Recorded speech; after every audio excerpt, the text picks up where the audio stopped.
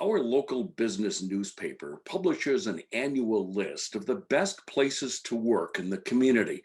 There are some commonalities among all of them. Employees at these top rated places typically say they are respected by management, compensated fairly, and are engaged in stimulating work.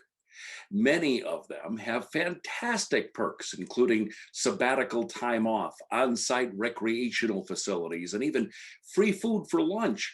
This doesn't even include things like on site doggy daycare or barbershops. Most of these companies are privately owned.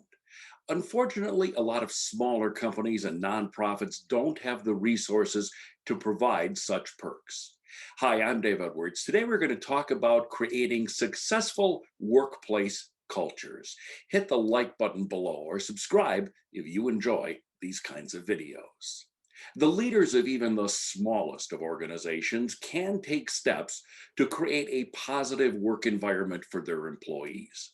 While employees want to be compensated fairly, most research studies indicate that there are more important things than money. And that's good because there aren't too many companies who can provide what mega firms such as Google and Apple can provide.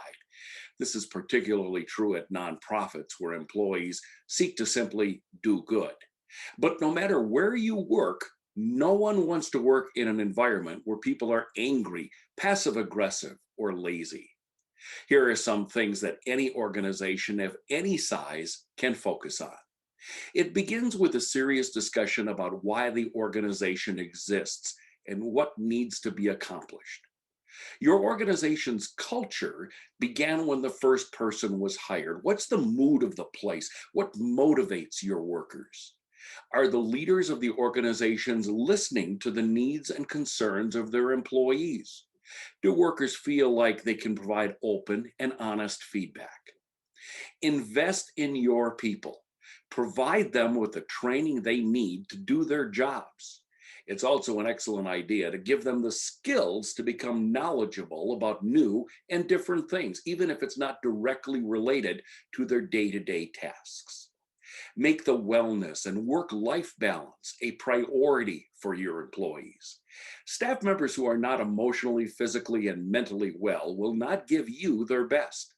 Let a person out of work to watch their kid's soccer game.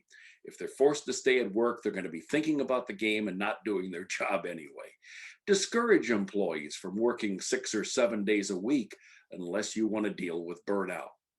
Hire individuals who will not only be able to do their job, but will also fit in with their colleagues. A person's attitude is more important than impressive credentials. Engage your team in regular discussion of the organization's goals and values. Employees want to know that their work is important and contributing to their larger success. The leader of an organization is not just responsible for the organization's financial bottom line. It's also to be thinking of ways to create a positive workplace culture. Leaders know that this leads to retaining your best employees and recruiting the very best. Ultimately, that will be a positive for your bottom line. Let me know what you think. If you have any thoughts about creating a good workplace culture, post a comment below and I'll share them in a future episode. Oh, and by the way, I blog on productivity, leadership, and management issues at daveedwardsmedia.com. Check it out. Thanks.